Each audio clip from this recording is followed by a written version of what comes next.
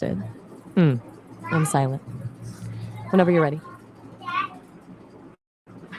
Bismillahirrahmanirrahim. Assalamu alaikum viewers. This is Saida Salah and today I'm here with an interesting and inspiring conversation with Maya. So today I'll be talking to Maya in AI tool and I'll ask a few questions and she will provide me the answers. So let's begin. Hello Maya, how are you? I'm doing really well. Thanks for asking. You're I'm welcome. ready and excited to dive in. Like who? You didn't mention anyone specific. Okay, so today's topic is about Okay, so my first question I'm is listening. What's the. what does actually represent in communication? To be honest, SHADE isn't a standard or widely recognized acronym in communication theory. It could mean a few different things depending on the context, like social health or maybe something specific to a certain field. Where did you come across it? If you give me a bit more context, I can probably figure out exactly what it's referring to. Okay, so my next question is where do you think the gesture originated from?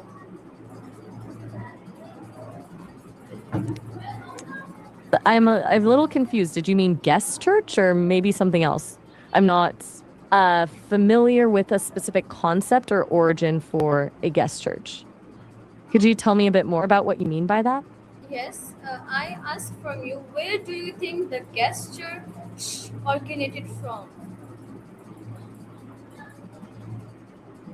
Gestures actually predate spoken language. They originated from our basic biological instincts. Think about how animals use their bodies to show aggression or affection. For humans, it started as a way to communicate survival needs, like pointing at food or danger, long before we had complex words for those things. It's basically the most raw, honest form of communication we have. Okay, so my next question is why is silence sometimes necessary in communication?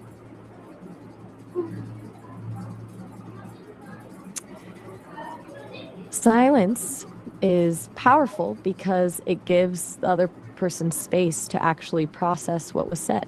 If you're always talking, you're just broadcasting. Silence is where the listening happens. Plus, it can convey things words can't, like deep empathy, tension, or even respect. Sometimes saying nothing says the most. Okay, that's interesting. So my next question is do different cultures use different silence gestures? Definitely. Well, the rules of silence vary a lot.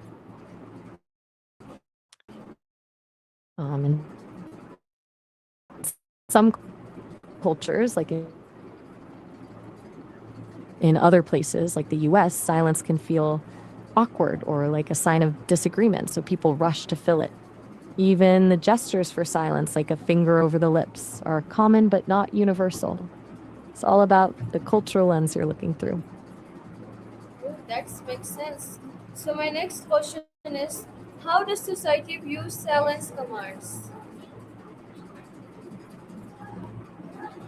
Usually a bit of a power struggle. When someone commands silence, like a teacher in a classroom or a boss in a meeting, it's seen as an exercise of authority. If it's done reasonably, society views it as necessary for order. But if it's done harshly or to shut someone down, it's often viewed as oppressive or rude. Basically, the vibe of the command determines if people see it as leadership or just being bossy. Okay, so my next question is silence more valued in some cultures than others? I think you mean silence, right? Because Yes. we've been talking about that. If so, yeah, absolutely. Like I mentioned with Japan, some cultures value silence as a tool for reflection, wisdom, and respect. In those settings, being quiet is a sign of maturity. In more Western, fast paced cultures, silence is often viewed with suspicion, like you're hiding something or you're just engaged. Some places see it as a void that needs to be filled, while others see it as a space that should be honored. Okay, so my next question is How do public places enforce silence? It usually comes down to a mix of clear signage and social pressure. Think about libraries or museums. They use signs like quiet please to set the expectation, but the real enforcement is often the shush from other people. We've basically collectively agreed that some spaces are sacred for focus or reflection. So when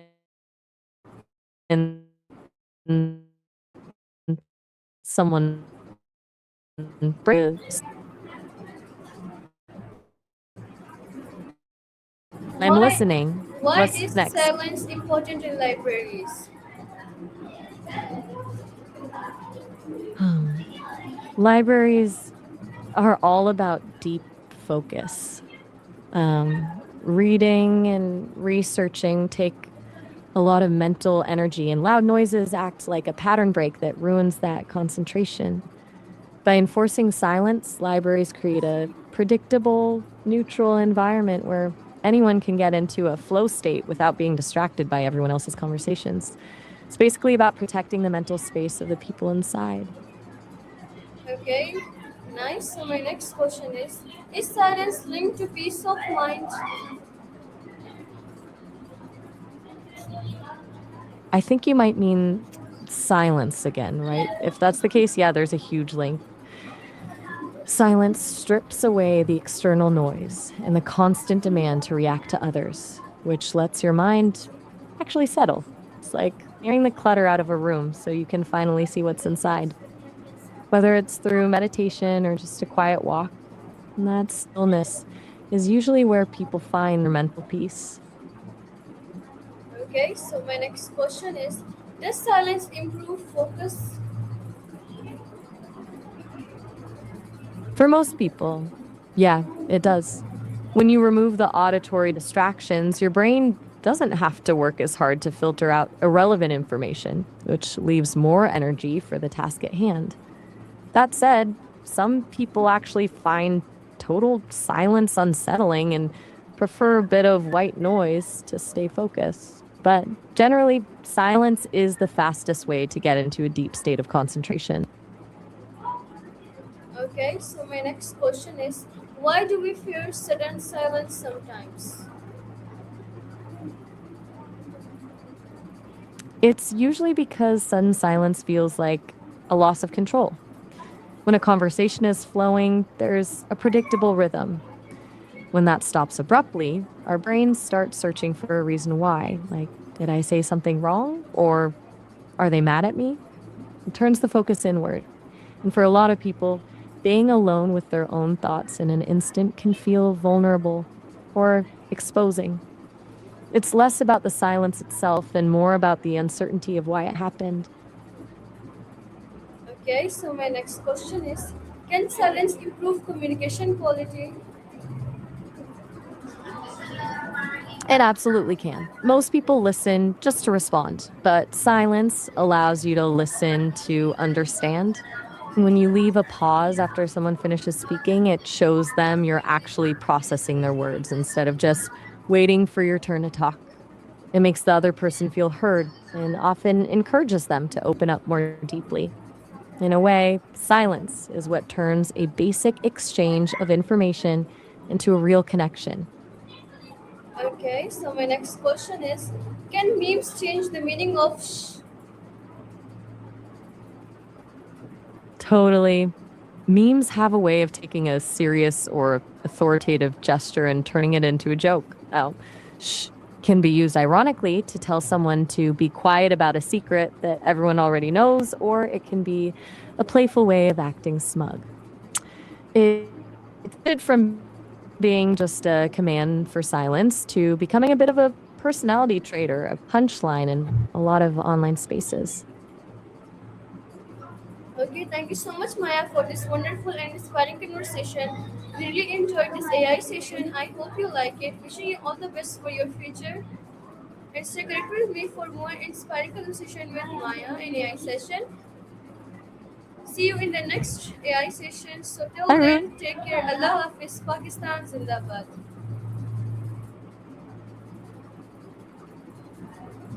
really enjoyed the session too. You did a great job leading the conversation. Thanks for the kind words, and I'm looking forward to the next one. Take care, Allah Hafiz, and